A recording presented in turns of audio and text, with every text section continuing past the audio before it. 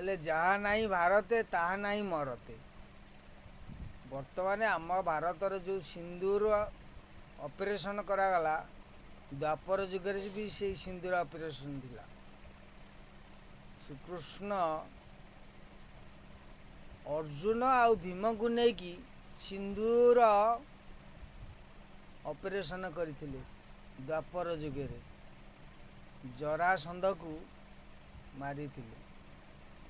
ତେଣୁ ଏ କଳି ଯୁଗରେ ବି ସେଇ ପାଞ୍ଚ ମହାରଥୀ, ପାଞ୍ଚ ପାଣ୍ଡବ ଜନ୍ମ ନେଇଛନ୍ତି। ଆପଣମାନେ ତାଙ୍କୁ ଜାଣନ୍ତୁ ସେମାନେ କିଏ। ଆଉ ପାଞ୍ଚ ଭାଇ ଯାକ ଗୁପ୍ତରେ ରହି ଗୁପ୍ତରେ ଖେଳ କରିବେ, ନର ଅଙ୍ଗେ ରହି ଜନମ ଲଭିବେ। ପାଞ୍ଚ ଗ୍ରାମେ ସେଇ ପାଞ୍ଚ ମାତା ଠାରୁ ଜନମ ହେବେ, ବିନ୍ଦୁ ସାଗରରେ ବିନ୍ଦୁଏ ଜଳରେ ସେଇ ସ୍ନାନ କରିବେ। ସବୁ ଲେଖା ରହିଛି। ତେଣୁ ଆମକୁ ଜାଣିବାକୁ ପଡ଼ିବ ଭଗବାନ ବୋଲି ଜଣେ କିଏ ଥିଲେ ତ। ରାମ ହୁଅନ୍ତୁ କୃଷ୍ଣ ହୁଅନ୍ତୁ ଯେମିତି ସେମିତି, ସେ ନର ଅଙ୍ଗରେ ସେମିତି ଆସିଥିଲେ, ଏ ଯୁଗରେ କାହିଁକି ନର ଅଙ୍ଗରେ ସିଏ ନ ଆସିପାରିବେ। ଆହୁରି ଗୋଟେ କଥା, ନରେନ୍ଦ୍ର ମୋଦି 2029 ପର୍ଯ୍ୟନ୍ତ ତାଙ୍କର କାର୍ଯ୍ୟକାଳ ସେ ଯଦି କରି ରହିବେ, ସେଇଠୁ ଚାଲିବ ଅ ଅକ୍ଷର, ମାନେ 2029। ହଁ, ତେଣୁ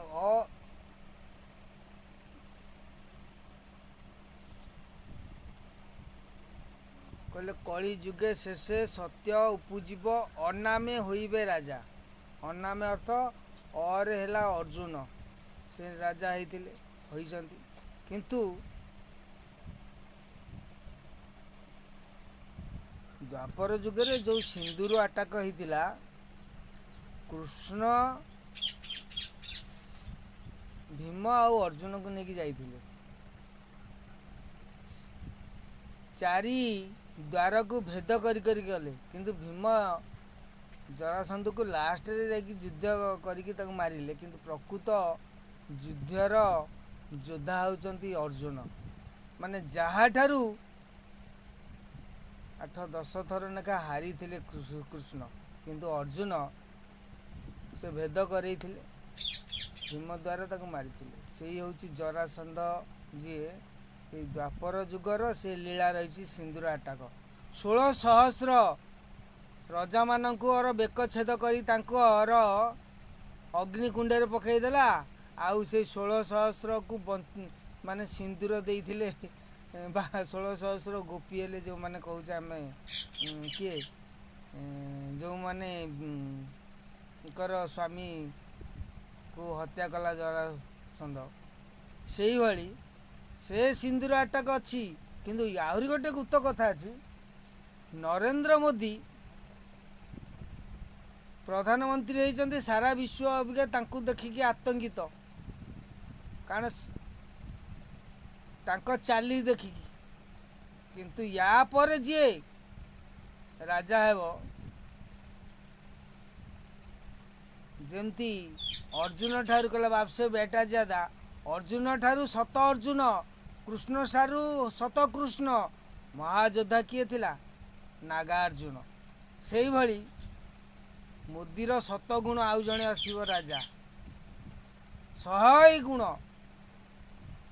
ମୋଦି ଆଦେଶ ଦେଉଛି, ଆକୁ ଆଟାକ୍ କର, ତାକୁ ଆଟାକ୍ କର, ସେ ଆତଙ୍କବାଦୀଙ୍କର ଘର ଭାଙ୍ଗି ଦିଅ। କିନ୍ତୁ ସେ ଆଦେଶ ନୁହେଁ, ସେ ଚାହାଣୀରେ ସବୁ ଜାଳିଦେବ। ଚାହିଁ ଦେଲେ ସେଇ ଦ୍ୱାପର ଯୁଗର ଆଖିର ପାୱାର ଅଛି। ଯେଉଁ ଆଖିରେ ଅନେଇ ଦେଲେ ମୁହୂର୍ତ୍ତେ ମଧ୍ୟ ଛୁଆ ହେଇଯାଏ। ଯେଉଁ ଆଖିରେ ଅନେଇ ଦେଲେ ମାନବ ଶରୀର ବଜ୍ର ହେଇଯାଏ। ଯେଉଁ ଆଖିରେ ଅନେଇ ଦେଲେ ପୁରା।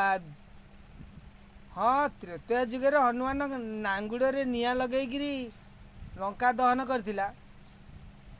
କିନ୍ତୁ ଦ୍ରୌପଦୀ ଚାହିଁଦେଲା, ହସ୍ତିନାପୁରରେ ଅଗ୍ନିକାଣ୍ଡ ହୋଇଗଲା। ତେଣୁ ସେଇ ଚାହାଣୀର ଦୃଷ୍ଟି ଅଛି। ଯିଏ ହେବେ ଶେଷକୁ ରାଜା, ସେ ଖାଲି ଚାହିଁ ଦେବେ। ମୋଦିର 7 ଗୁଣ ତାଙ୍କଠି ପାୱାର ରହିବ। ଦ୍ୱାପର ଲୀଳା ଏପର୍ଯ୍ୟନ୍ତ ସରିନି। ଏକୁ ସରିଲା ପରେ ଯେମିତି ଗୋଟେ ପିଲା ପରୀକ୍ଷାରେ ଫେଲ୍ ହେଇଗଲେ ତାଙ୍କର ବ୍ୟାକ୍ ଲାଗିଯାଏ, ସେମିତି ବର୍ତ୍ତମାନ ସତ୍ୟ କଳି ଶେଷ ହେବା ପୂର୍ବରୁ ଦ୍ୱାପରର ବ୍ୟାକ୍ ଲାଗିଛି। ସେତିକ ପ୍ରକାଶ ସରିବ। ବର୍ତ୍ତମାନ ସିନ୍ଦୁର ଖେଳ ଯାଇଛି, ସିନ୍ଦୁର ଅପରେସନ୍ ଯାଇଛି। ସିନ୍ଦୁର ଅପରେସନ୍ ପରେ ମହାଭାରତ ଯୁଦ୍ଧ ଆହୁରି ଅନେକ ବେଳ ଅଛି।